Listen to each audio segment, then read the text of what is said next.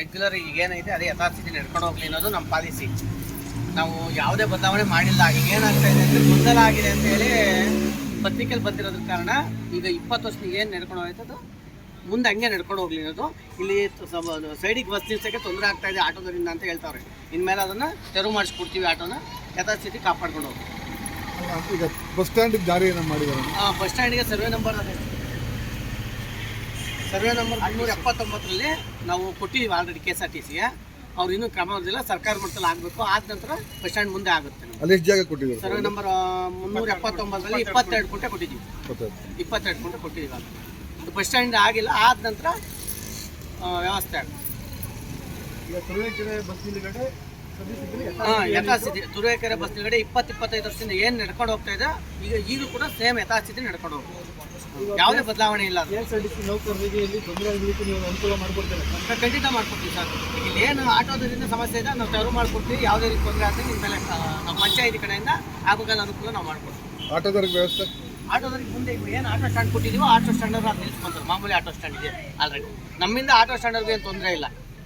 ಶೌಚಾಲಯ ಮತ್ತು ಸಂವಿಧಾನ ಸಮಸ್ಯೆ ಸಂವಿಧಾನ ಆಲ್ರೆಡಿ ಇದೆ ಸರ್, ನೋಡ್ಕೊಂಬಿಡಿ ಎದುರಿಗೆ ಇದೆ, ಕಾಣಿಸ್ತಾ ಇದೆ. ಆಮೇಲೆ ಶೌಚಾಲಯ ವ್ಯವಸ್ಥೆ ಇದೆ. ಅದು ಡೋರ್ಗಳು ಸರಿ ಇಲ್ಲ ಅಂತ ಹೇಳಿದ್ರು ಅದು ಕೂಡ ಡೋರ್ ವ್ಯವಸ್ಥೆ ಮಾಡಿಸ್ತೀವಿ ಆಲ್ರೆಡಿ.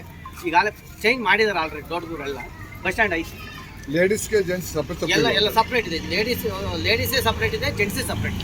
ನಿರ್ವಹಣೆ ಸರಿ ಇಲ್ಲ ಅಂತ ಹೇಳ್ತಾ ಇರೋದು ಶೌಚಾಲಯ. ಅದನ್ನ ಕರೆದು ಮಾತಾಡ್ತೀನಿ ಸರ್. ಈಗಾಗಲೇ ನಿರ್ವಹಣೆ ಸರಿ ಇಲ್ಲ ಅಂತ ನಮ್ಗೆ ಮಾಹಿತಿ ಬಂದೈತೆ. ಅದನ್ನ ಕರೆದು ಮಾತಾಡಿ. ಲೇಡೀಸ್ಗಂತೂ ಭಾಳ ತೊಂದರೆ ಆಗ್ತಾ ಇತ್ತು ಅಲ್ಲಿ.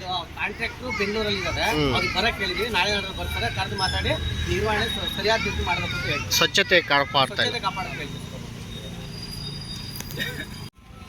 ಅಲ್ಲ ಸರ್, ಈಗ ಒಂದು ಬಸ್ ನಿಲ್ದಾಣ ಪರ್ಮನೆಂಟ್ ಬಸ್ ನಿಲ್ದಾಣ ಮಾಡಕ್ಕೆ ಏನಾದ್ರು ಕ್ರಮ ತಗೊಂತೀರಾ ಅಂತ ನೀವು ಒತ್ತಾಯ ಮಾಡ್ಬೇಕು. ಲೆಟರ್ ಕೊಟ್ಟಿದ್ದಾರೆ, ಲೆಟರ್ ನಾನು ಫಾರ್ವರ್ಡ್ ಮಾಡ್ತೀನಿ. ಈಗ ಪಂಚಾಯತಿದ ಜಮೀನು ಕೊಟ್ಟಿದ್ರಲ್ಲ ಸರ್ ನಿಮಗೆ, ಬಸ್ ನಿಲ್ದಾಣಕ್ಕೆ ಕರ್ಸೋದಕ್ಕೆ ಕ್ರಮ ವಹಿಸಿದ್ದಾರೆ. ಈಗ ಅಣ್ಣನ ಬಿಡುಗಡೆ ಆಗೈತೆ ಅಂತ ಹೇಳಿದ್ರು ಯಾವಾಗಲೂ ಒಂದ್ಸತಿ. ಹೌದಾ? ನಿಮ್ಮಿಂದ ಒತ್ತಾಯ ಮಾಡಬೇಕು.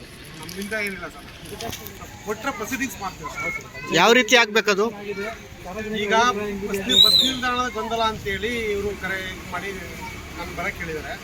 ಬಸ್ ನಿಲ್ದಾಣ ಅಂದರೆ ತುರುವೇಕೆರೆ ಬಸ್ ನಿಲ್ದಾಣ. ಇಲ್ಲೂ ಕೆಲವು ಬಸ್ಗಳು ಇಲ್ಲೇ ನಿಲ್ಲಿಸ್ತದೆ, ಕೆಲವು ಬಸ್ಗಳು ಅಲ್ಲಿ ನಿಲ್ಲಿಸ್ತದೆ ಅಂತ ಹೇಳಿದ್ದಾರೆ. ಅದನ್ನು ನಾನು ಕ್ಲಿಯರ್ ಮಾಡಿ ಮಾಮೂಲಿ ಏನಿದೆ ಅದೇ ಜಾಗದಲ್ಲಿ ನಿಲ್ಲಿಸೋದಕ್ಕೆ ವ್ಯವಸ್ಥೆ ಮಾಡ್ತಾ ಇದ್ದೀನಿ. ನಿಮ್ಮ ಹೆಸರು ಸರ್? ತಮ್ಮಯ್ಯ.